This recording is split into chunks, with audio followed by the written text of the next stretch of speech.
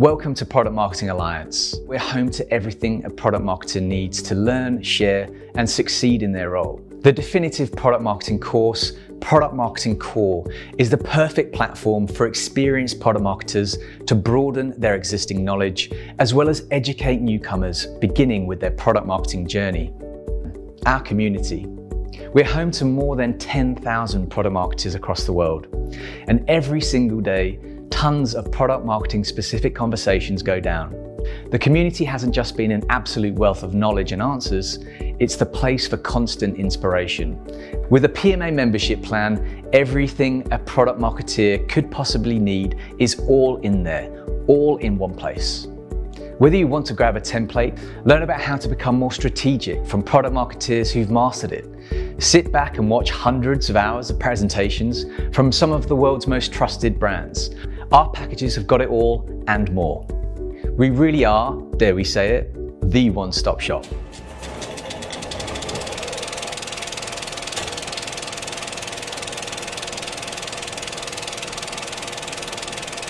Well, thank you very much, Max, and thank you to the Product Marketing Alliance for inviting me to talk about the topic of category creation. And the title of my presentation today is Category Creation to Exit in 10 Months.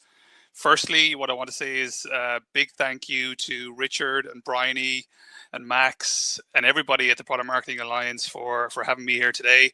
I want to say a huge hello to everyone from all over the world, all parts of the US, India, Europe. Massive thank you to everyone who's joined so far. Before we get into the meat of the presentation, I'll tell you a little bit about myself. I'm broadcasting here from Dublin, Ireland. I'm the product marketing lead for Upland Altify, and I've spent 12 years working in product management and product marketing roles in the B2B and the B2C space. B2C before I moved into the dark side of B2B. And prior to working in Altify, I held roles in telecom operators Air and Virgin Media, and then the telecom software operator OpenNet Telecom. I have a dual degree from Ireland in the US, Northeastern University in Boston. So I'm a Husky alumni, and Dublin City University also. I now currently live in Dublin with my wife and 2 kids, and they keep me busy when I am not doing all things product marketing for Upland Altify and Upland Software. So this is a quote that I saw somewhere, and I haven't been able to attribute it since, but I've really liked it, and I've always held it in the draft section of my Microsoft Outlook. And it says that the goal of a great presentation is to create emotions that persuade people to take action. So what I'm hoping to do is tell a story that will allow people here and product marketeers that have joined from all over the world to look at this and look what Upland Altify have done and try and replicate that in their space. And that's particularly true for, I think, medium-sized software companies, smaller software companies, and even companies in the physical space as well. So I think this is my goal for the hour that I'm going to spend with you here.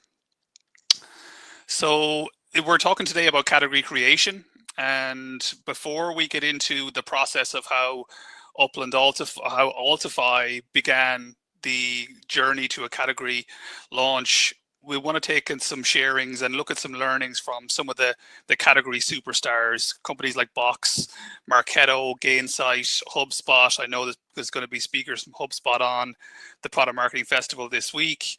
Salesforce is obviously a huge one for us. The company Altify that I work for is Upland Altify, is a Salesforce native software company, and of course Slack. So the first thing I think we want to hone in on is about how you paint the big picture. And this is an old grainy picture of Mark Benioff talking about the end of software. I think one of the big takeaways, I read Mark Benioff's book Beyond the Cloud a couple of years ago, and it's a brilliant read for anyone who's looking to look at how categories are created, how massive unicorns start, and some of the guerrilla tactics that they take to grow. The end of software was something that they positioned to try and attack their biggest competitor, Siebel, at the time, and try and change the conversation and change the game for them. So I think painting the big picture is really important. I think what works as well is naming the enemy. So who are you competing against? Box or Box.net as they were at the time, they positioned themselves against SharePoint. a somewhat clunkier solution. Now Box simplify the way you work. A really successful category launch as well that they launched a couple of years ago. One of the things you need to do well from a category perspective is build heroes and build a following. This is one thing that Salesforce do phenomenally well. So they have all of their trailhead training programs, and they have trailblazers as part of that. So everybody who conducts some Salesforce training, they all talk about their training and their learning as part of the Salesforce ecosystem. They talk about it to all of their friends and everyone they're around. So building heroes and building a following is really important. It's difficult to do, but if you can allow your customer to be your best advocate, then you're onto a winner. One of the things I think that is going to sting for a lot of people here who would have been involved in events that were planned for 2020, and I think this principle of category creation and building a following and creating those advocates is to take the show on the road and create large events. And I think it's not going to be relevant for 2020. It remains to be seen how relevant it's going to be for 2021. But this, as you look at the course of your career for, medium term at the very least, events, I think, will go back to being of huge significance again. Because especially if companies are moving towards a more remote working model, you're still going to need to get in front of your customers. The Product Marketing Alliance is doing a phenomenal job this week with the Product Marketing Festival from an online perspective. But I think getting people to get on a plane, to go see your story and maybe tell your story on your behalf is a phenomenally important part of building a following and creating a category. And this example here is from HubSpot Sydney, where they continue to grow and grow with events all over the world. Gainsighter, also another category pioneer. They have a number of different product lines, but Gainsight really own the customer success space and have been that kind of pioneer from a software perspective. And also from a conference point of view, their event Pulse grew from pretty small beginnings, it should be said, in 2013 with 300 people. But as they got to 2018, they were up over 5,000, and I'm sure many more in 2019. 2020 is obviously a wash in terms of the actual number of events that you can have. But again, a really important part of building that following. I think this is a really nice graphic from Salesforce, and they talk about the end of software, but you do need to reduce friction across the product set, but also across the user experience. So your offering needs to be easy to understand, easy to try, easy to buy, and easy to use. And if you're all of those four things, I think you're onto a really good winner. Two-time unicorn founder Stuart Butterfield, who founded both Flickr and Slack, talks about deeply engaging your customers and making them your advocates. He says that every customer interaction is a marketing opportunity, and I think this is hugely important. And this is why it's important to get your whole organization behind something like a category launch, because marketing can be on point, sales can be on point, but if your support organization, your customer success organization, your IT organization are not behind this thing, the interactions that they're having with your customers may not seek to augment the category story.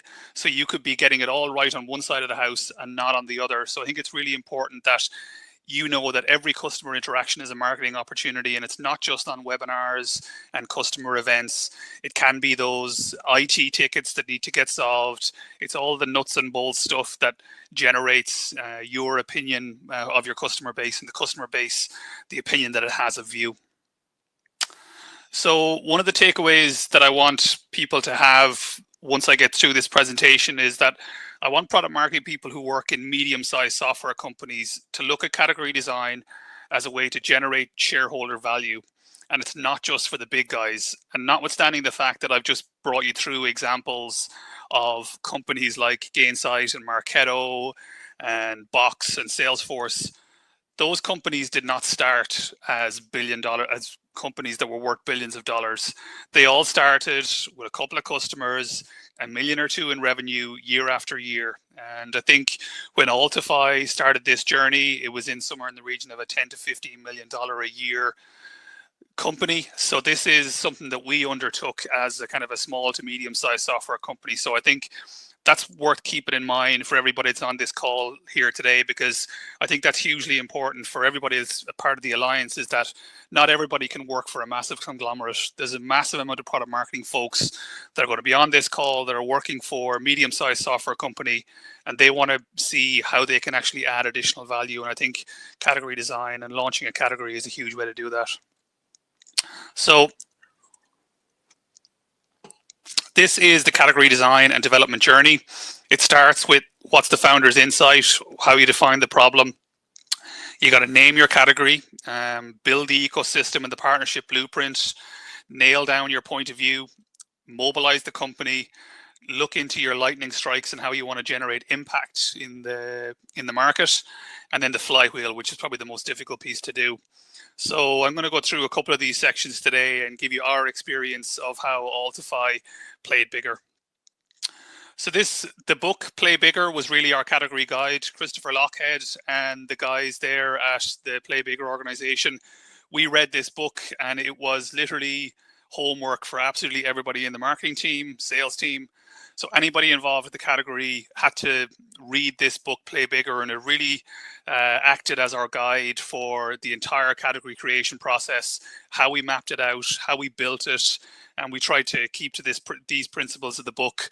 I would highly recommend it to anyone. It was written a couple of years ago, but I think there's lessons in here that are hugely beneficial for anybody in their marketing career, product marketing career, or whatever. I think it's a book that's really going to stand the test of time. And I encourage you, even if you don't plan on launching a category anytime soon, definitely get a copy and check it out. So the problem identification section, here's a couple of examples of high level problem identification for some larger companies. You think of someone like Uber, their problem really that they identified was that getting a taxi sucks. It's really, really difficult to do. Fender needed a louder guitar. Salesforce, that software is shelfware, the end of software. And having multi-OSs on one machine, not a particularly good idea, which spawned VMware, which was a really successful category as well. So where we got to from an Altify perspective was, our key insight was that customers are at the center of your business, not the bottom of your funnel. And this is something that we repeat over and over again. So Altify is a sales software company built on Salesforce CRM. But, you know, as we look at marketing and how lead flows go into the standard MQLs, SQLs, into opportunities and sales, there's a tendency to look at companies or look at customers and potential prospects in this particular bucket. But the reality is that the customer is at the center of your business. So before any prospect engages with you, they've probably done 70 to 80% of their research already. So the touch points that you have from marketing, sales, biz dev, customer success, professional services, all the way through, your customer is at the center of your business. And that was our key problem that we identified. So we wanted to focus on a little bit what was different, and we needed to evangelize our point of view on a different insight. And it's important, I think, when we look at, you know, the company, the product, and the category on this particular slide, to know that a category leader takes 76% of the available market capitalization in the market. So when you're there first, you create that category, your competitors begin to play by your rules. And one of the key metrics in the book is that 76%, if you get it right, you'll get 76% of the available market cap over and above your competitors, because your competitors start talking to your story. They're now playing by your rules. So in terms of the naming of our category, the name that we came to in the end was Customer Revenue Optimization, or CRO. So we do Customer Revenue Optimization, CRO for CROs. Our key target audience was Chief Revenue Officers. So this also tied into that particular insight, and that our software helps companies win the deals that matter and grow revenue in their key accounts. So this was the key insight that drove the naming of the overall category. So we named the category, we defined the insight, we built up our ecosystem blueprint. I think this is one of the areas that I didn't have time to get into all of the 7 parts of the design and development journey from a category point of view. But one of the things we did was we did mobilize our partners from an ecosystem of blueprint perspective. So Altify, our partner with LinkedIn Sales Navigator, with companies like Workday, Traction on Demand from an SI and implementation perspective, Deloitte, and of course Salesforce themselves. And we built up that ecosystem so that they could tell that story for us also. But I do want to get into the mobilization of how we actually did that from a category point of view. So what was our strategy? Our strategy was that we wanted to mobilize customers, prospects, partners, and influencers. And the customer piece was huge here because Altify always had a really strong set of customers, customers like Workday, Upland, so really strong logos from a sales and organization perspective. But we needed to be able to tell our story better so that we could use those logos as a way to build more business. We wanted to tell this story for our prospects. As I outlined earlier, some of our partners like Deloitte, Workday, Traction, Salesforce, we wanted to use them to evangelize that story for us, and also influencers as well from an analyst perspective. And I'll get into a little bit later on our analyst strategy and how we drove the message of customer revenue optimization via different analyst houses also. One of the key parts in the Play Bigger book is the idea of strike events. So you want to launch your category with a strike. And those are massive events where you put large resources into and really hone in on getting the largest bang for your buck. And we had planned to execute events in cities in EMEA and North America, namely London, Chicago, and San Francisco. We wanted to build and evangelize customer revenue optimization and start a movement. We wanted to leverage those partners to amplify our vision, and we wanted to maximize the global talents of our strike team. And I think I talked a little bit earlier about how we actually bring together the entire organization. But really, step one is making sure that your leadership team are bought in 100%. This really has to come from the CMO, the CEO. All of your key leadership team really have to be bought in on this because they set the tone for all of their MBOs, V2 moms, whatever their focus or goals are for that particular year. Category needs to be on the leadership team's MBOs, because if it's not, it's doomed to failure because everybody else is going to take their key from them. So if you can get your chief customer officer, your chief strategy officer, and all of their teams bought into this category story, then you have a very good head start in terms of making this a success as well. So before we launched, we did a training and certification program. We created personalized first call decks for all of our sales and business development folks. And we made sure that they all recorded their pitches and submitted them to the commercial marketing team for certification. And this wasn't really a case of a tick the box or exercise. We wanted to make sure that they were very assured in how they delivered the category message, that they understood the content and were able to frame their pitch to their customers effectively and in the first time. So I will say that we had some salespeople and a couple of others who had to do it once or twice, but eventually we got everybody certified, up to speed, onto the message and bought into it. We also made sure that our product and engineering teams were certified when we had a specific customer revenue optimization session in Dublin for those folks. We also did video recordings from our CSM team to make sure that they were up to speed, and even the exec team, we made sure that they were certified as well, because it can be quite difficult to get, you can get buy-in from your leadership team, but you may or may not get them to get on a video call or a Zoom call and pitch that back to you. So that was a really important aspect of making sure that everybody was bought in. So all in all, we did 20 account executive and BDR, business development individual recordings, 3 overall team sessions, a brand new set of content, and a really strong basis on which to unleash our sellers onto the market. So in terms of the customer CRO presentations, we did well over 10 customized first call presentations, and this was for both the prospects and customers at the time. So we did a brand new look and feel essentially a full rebrand of the Altify brand that we put out there to the world, updated the website, made sure that each of the specific presentations for our high value customers and for high value prospects looked absolutely straight out of the top drawer, and so that they knew that we were focusing and honing in on this message as a really important piece to do. Because one of the things that our CMO at the time said was, if you want a company to spend $1 million with you, you're going to have to start looking like it. So if you can tell the brand story, tell the category story, but the quality of the materials that you're putting in your salespeople's hands needs to be right out of the top drawer. And I think that's product marketing 101, and a focus on design and high quality of assets will really pay off, because a lot of the times this is just your first impression that you give to the customer. If you get an hour with a potential prospect or customer, you want to make sure that their first impression is good, and it's good all the way through, and that it's focused on their particular problems and the problems that they're having in their business. So this was one area that we spent a lot of time and resource on getting right, and I think it's one that really paid off as well. So we updated all of our sales tools also.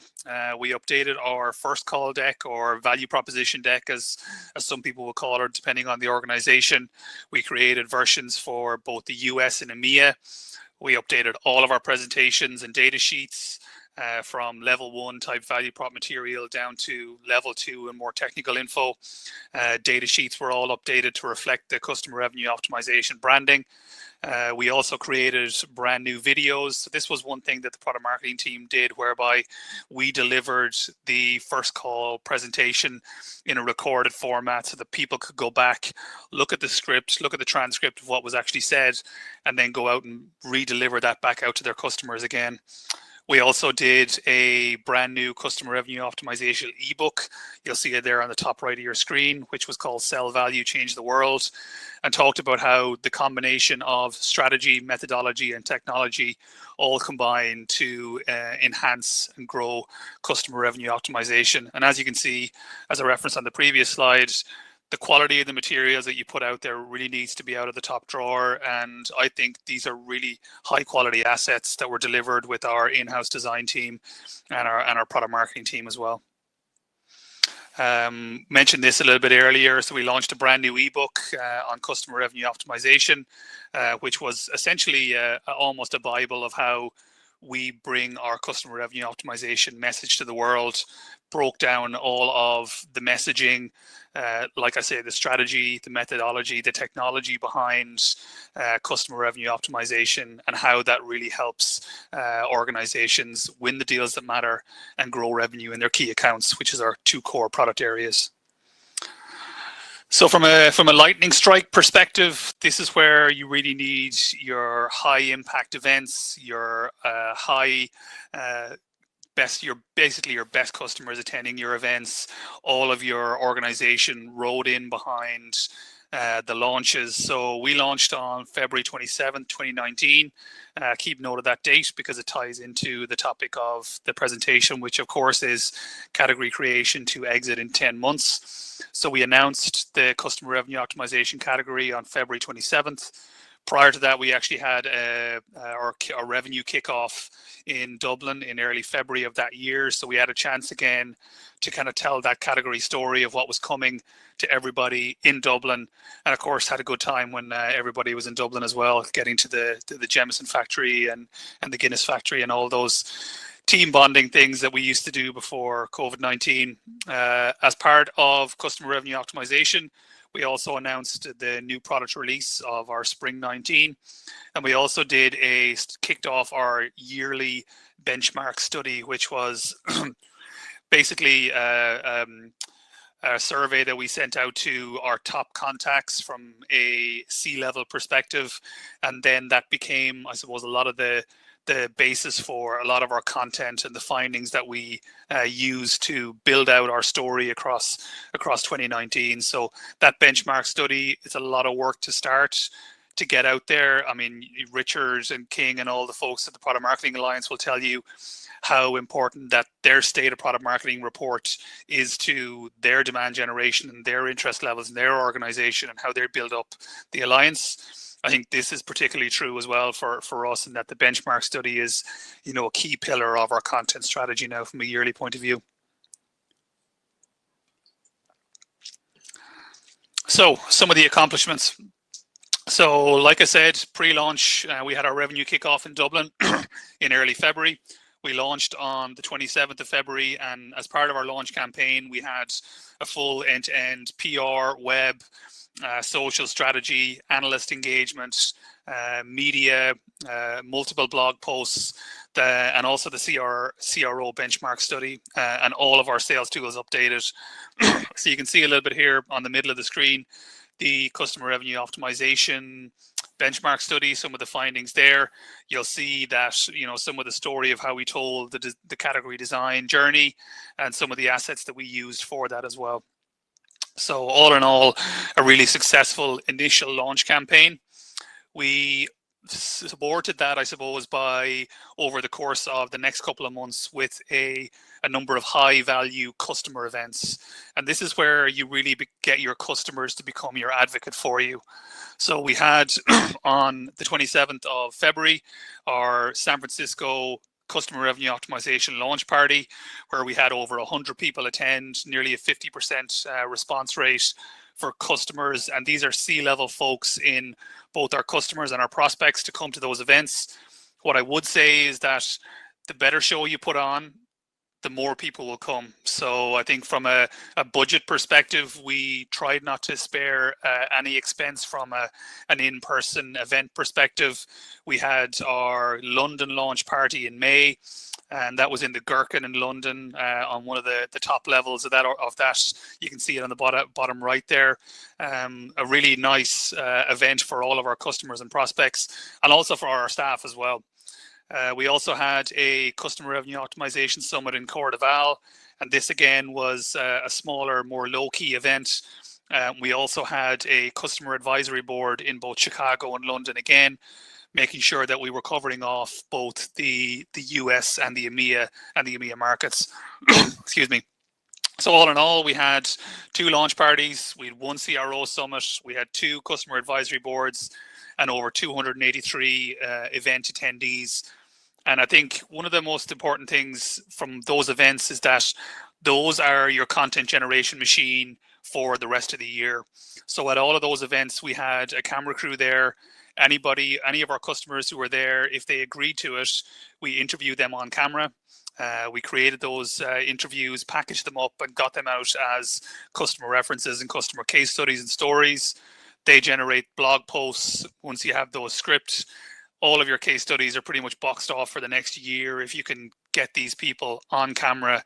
And I would encourage anybody, once the event space comes back into full swing and people start getting on planes again, spend that little bit of extra money. Make sure there's a camera crew there who knows what they're doing. Make sure that you can interview your customers, package it up into 1 to 2 minute teaser videos for your clients, and they can see how you tell your story to that event or to that customer. So from a press perspective, we had 11 media articles, and we had 2 of our customers interviewed by a publication. One of those was Orange Business Services out of Europe, and they were interviewed in the Diginomic publication as well. We had 3 press releases over the course of the year. And as you can see, we worked very strongly with our PR agencies. Positive in the UK were absolutely phenomenal, and also Matter Comms out of the US in Boston and Boulder, Colorado. And they were fundamental, I think, in getting us all of this published content and articles in specific industry categories. So places like MarTech, Destination CRM, MarTech Today, MarTech Advisors, really much in our sweet spot. So very important to generate that coverage and that just general awareness of the Altify brand.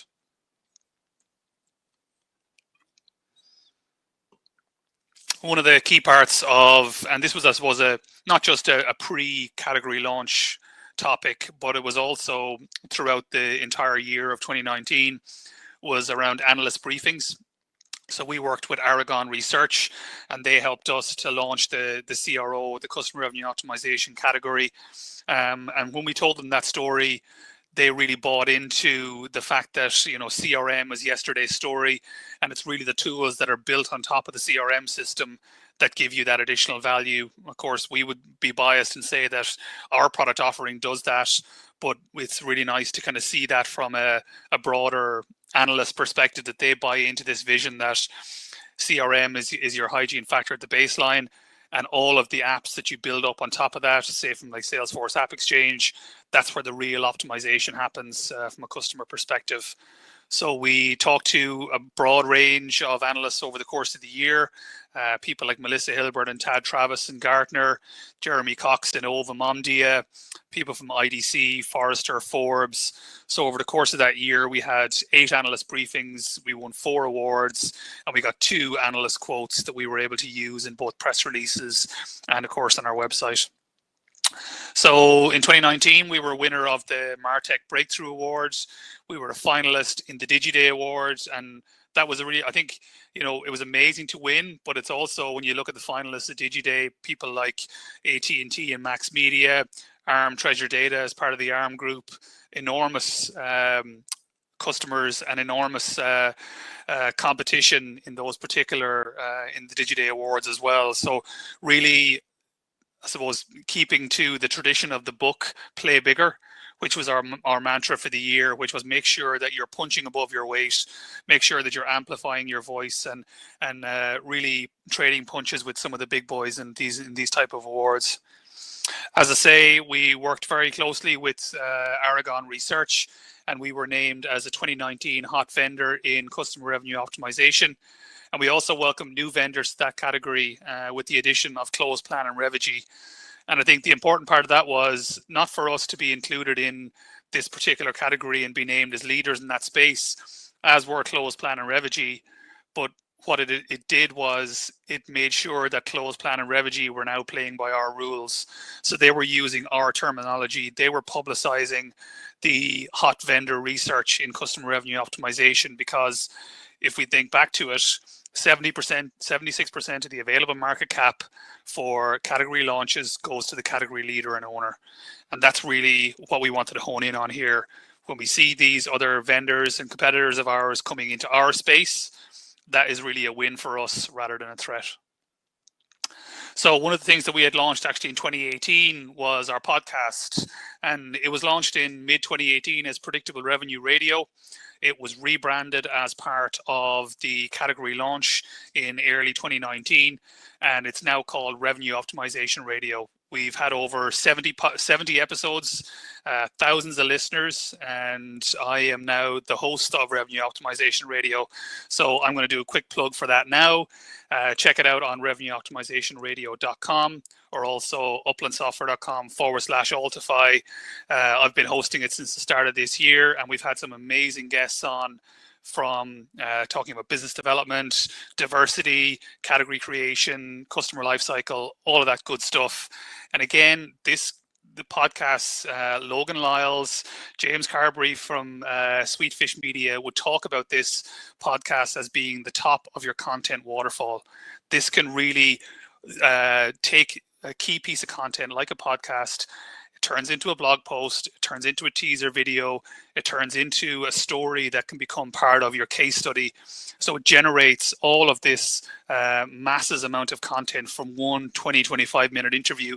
So it's one of the key things I think that we did. I know podcast launching is one of those areas that is becoming a little bit crowded now, but the benefits that you will get from an organization perspective just by telling your story, by really playing bigger and trying to play a little bit with the big boys, I think this really is a strong part of our category creation strategy. As I say, one of the key of things we did was our CRO summits, Customer Revenue Optimization Summits. We'd won in London in October in 2019. Again, we held it at the Ned, beautiful hotel in London. We had 35 customers there, about 9 customer speakers, 1 or 2 of our own speakers as well. We interviewed 5 of our customers on camera, and they're all now on our website, acting as pieces of living content. The scripts from all the presentations all become blog posts. All of this can really generate massive value throughout the course of the year. And I think when you think of not being able to do a mass amount of in-person events in 2020, look back to some of your events that you've ran in previous year, in probably last year and even the year before. Have you got those recordings? Have you got those scripts? Make sure that an event like this, which are really expensive to put on, takes an awful lot of work, making sure that you're getting full value for it. The other part of our second strike was Dreamforce in 2019. We had a major event there, and we had our CRO summit in Dreamforce also. We held it in the hotel next door to the Moscone Center, and the day before Dreamforce kicked off, and we had our summit there with over 100 folks as part of that. We didn't take a space in the Salesforce Plaza itself, but what we did was we ran our own event off key and made sure that we were telling our own story rather than the broader Salesforce story. So we move kind of towards the back end of the presentation, which is the flywheel. And how do you generate the momentum in which you can actually take the initial buzz and the launch of the category and turn it into something that keeps flying, rolling downhill, so to speak. And we kind of asked ourselves, you know, how do we take it to the next level? But unbeknownst, I suppose, to a lot of the people who weren't on the executive team, this was the category launch, and everything that we were doing from a category perspective was being noticed by some of our key contacts. And Upland Software acquired Altify in the middle of October, early October 2019, for $84 million. And it wasn't the only reason, but category really got us all on the same hymn sheet. The Upland Software could see that Altify were really playing bigger, having really large events, making sure that our customer advocates were really on top of their game. So in terms of how we generate the flywheel from an Altify perspective, and now as an Upland Altify point of view, we're able to do that as part of a much larger organization. So the eagle-eyed product marketeers on the call will see that the templates have changed. We're now on an Upland template, and that's by design, not by accident, because we want to be able to tell the story from where Altify came from to where we are now as part of Upland Software. So the way we generate our flywheel and the way we try and, I suppose, have a continuous category creation story is that we're now part of the enterprise sales and marketing cloud at Upland Software. So Upland Software is a market cap of almost $1 billion, a huge company out of Austin, Texas. We're really chuffed to be part of that organization. And now we still have our category. The story is still customer revenue optimization, but it's not just the Altify aspect we have, which is the account planning and opportunity management. But we're now combined with content operations from Compost, which is your marketing and content operations hub, allowing you to plan and distribute your content. We also have a RFP and proposal management solution as part of the overall suite from Qvidian. And then finally, the customer advocacy piece, making sure that you have advocates and be able to tell a customer reference story. We now have customer reference software in the form of RO Innovation. So all of these four things together are and enable us to drive a consistent sales and marketing process end to end. And this is really how, you know, we power the revenue teams across market leading solutions, using all four of these companies, the power of those together. So this has allowed us really to kind of iterate and regenerate the customer revenue optimization story. Again, the key insight is the same. Customers are at the center of your business. They're not at the bottom of your funnel. And I think that is the key insight, the key founder's insight from the initial start, the start of the category journey. And it continues to be the case now. And even more so as we look at the full buying life cycle from lead generation, content operations at Compost, looking at RFPs and how you speak to your customers from a proposal perspective, into the sales process, account management with Altify, and then that flywheel of how you actually generate references, how you generate customer advocates with RO Innovation. So again, this is how we generate the flywheel from an Altify perspective, by telling a bigger story. So one of the last chapter in the book of Play Bigger is talks about the continuous category creation challenge. And not many people really nail this. And we hope we're going to get a chance to, and we hope that we will. One of the companies who have done it quite successfully in the past has been Corning Glass. I encourage you to, as I say, to get out and read the book and look at some of those examples of companies that have refreshed their category and had that ability to recreate the category and recreate the story. We've been quite lucky in that we've been able to take 4 products, combine them all, and give them a fresh angle to reinvigorate and regenerate our category story. And that's what we're focused on doing now for the rest of 2020.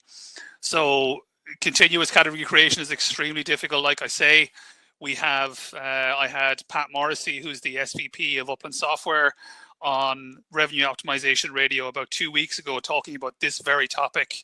And that is a really nice leave behind, I think, for this particular presentation. Go and listen to that podcast.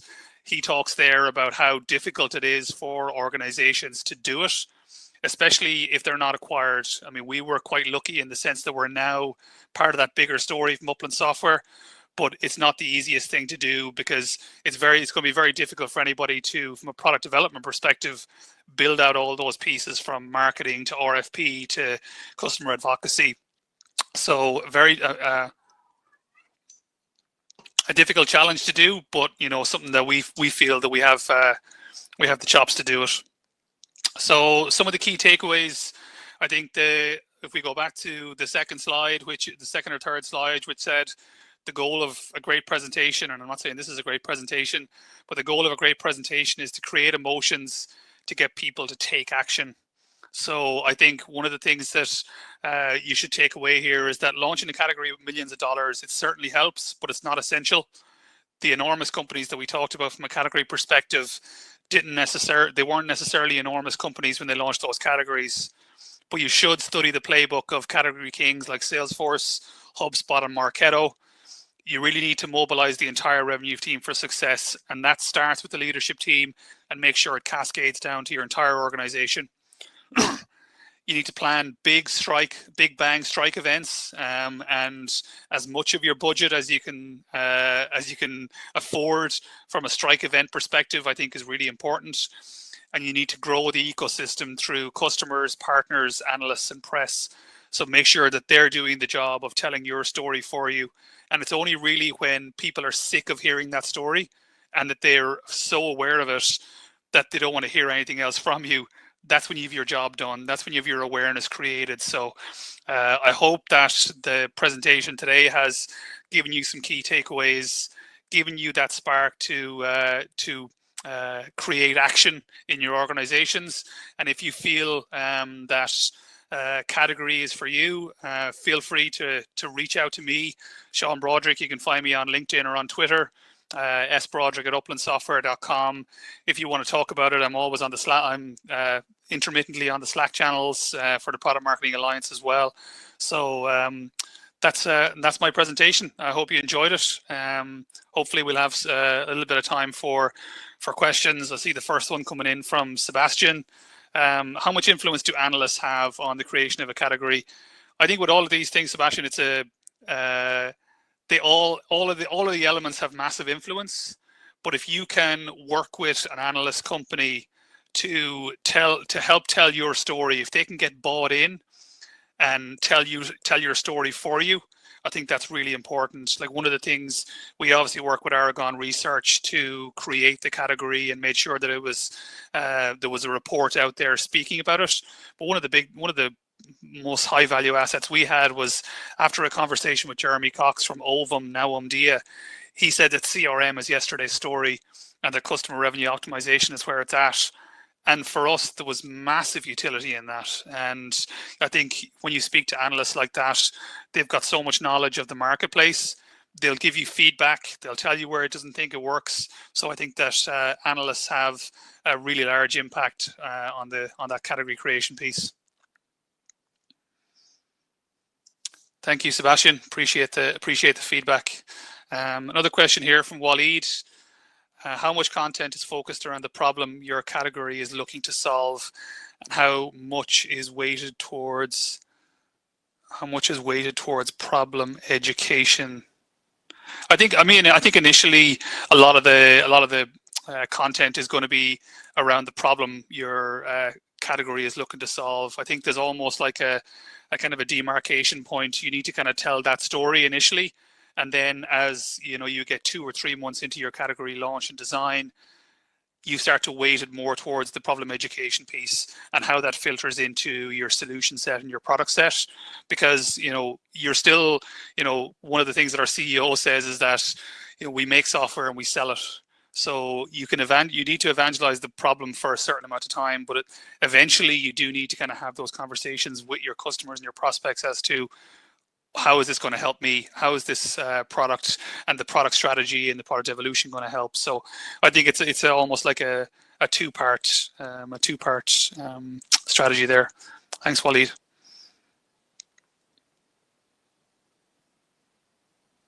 Sean, for that. Another question I have is about repurposing of content. Obviously, that's important for so many businesses at the minute who are usually reliant upon in-person events. So when it comes to repurposing content, do you have a way that you split it? Like, oh, this would be better for a blog post, this would be better for a teaser video. What's the process behind repurposing? Yeah, I think from us, video and podcasts kind of sit at the top of the tree and everything flows from there. So I think having those transcripts and reading through them will really tell you that story of where the gold is. Has a customer that you've spoken to really given you some gold in there in terms of metrics or what your company has driven for them. So I think that's where we kind of weight it. We look at the video first, then we look at the script and say, well, if someone has said that Altify has driven new deals or driven revenue up by 50% in their organization, well, that's going to be the key metric that goes into a customer case study, for example.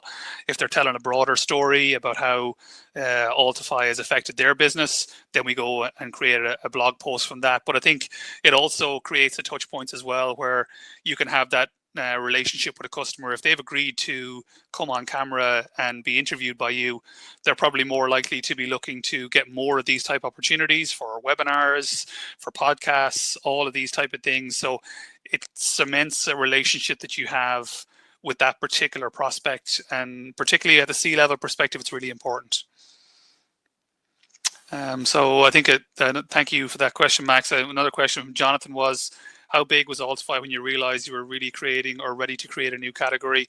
So at the time, I think Jonathan was about $10 million in revenue per year. We were purchased in October of 2019, as I mentioned earlier.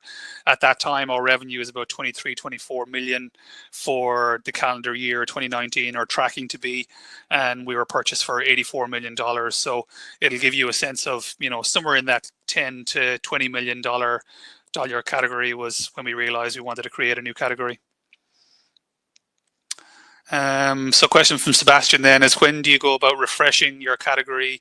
Is it every few years? I guess for us, we've been able to refresh it probably in the last 6 months. So what we've been going through over the last kind of 6 or 7 months has been that integration process into the Upland software family. And now we're out telling that new story, talking about, we launched had a strike event a couple of weeks ago for the launch of our enterprise sales and marketing cloud, and the repurposing of the customer revenue optimization message and how that goes through the full way through the buyer journey from marketing to advocacy. And I think that's we've been quite lucky in that 6 or 7 months after we had our second big strike at Dreamforce, we've been able to refresh that story. I guess from how often you do it from a category perspective, if you're in your own space, it's probably about 2 years would be from a guesswork point of view. But again, refer back to Play Bigger. Once you have, I suppose, exhausted the category message and the category story, well, then it's time to go back to the drawing board and look at it again. But again, that's probably the hardest piece in the entire category journey is how you get that flywheel going, how you create categories continuously. Extremely difficult to do, and not many get it right. So thank you. Okay, great presentation. Thank you very much, Sean. Thank you for Max. everyone who tuned in. and everyone who asked questions. Thank you so much. And Sean, do you have any sort of final remarks before we wrap things up? No, just want to say thanks to you. Thanks to everybody at the Product Marketing Alliance. I really appreciate everybody who's joined live. I hope that everybody who's watching this on demand gets some utility from it. And I think, thanks to everybody for all the really nice comments in the chat box here on the right hand side. I've seen them come through as the presentation has gone on. So just chuffed to have this opportunity, and best of luck to the Alliance on the rest of the week. Thank you so much, Sean. It means a lot.